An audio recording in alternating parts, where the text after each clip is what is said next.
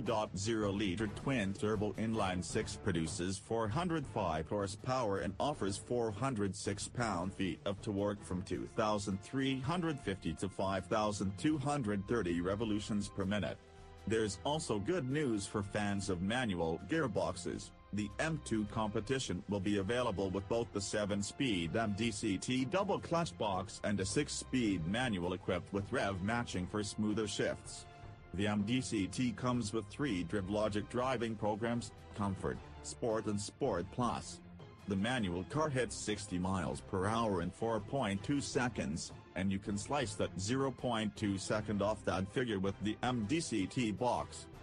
There are also some choice M3/M4 bits in the car, as the M2 Competition benefits from a racing-bred engine oil supply system, and the 3-radiator M4 Competition package cooling system that has been made to fit the M2 Competition.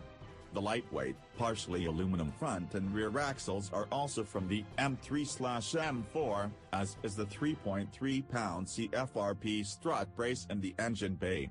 The exhaust is all new, featuring electric flaps that respond to the drive mode choice.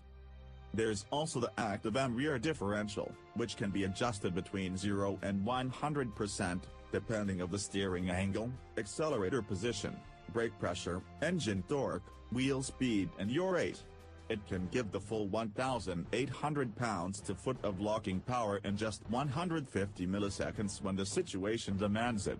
But there's also a special show-off mode built into the stability control, which increases the freedom available to drivers at the limit, meaning the electronic nannies will let you drive in a more Larry fashion, performing moderate, controlled drifts, with the DSC still stepping in to prevent unintended adventures into shrubs and ditches.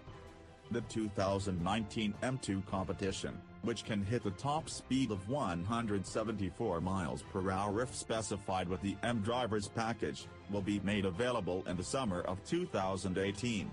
Pricing is not yet announced.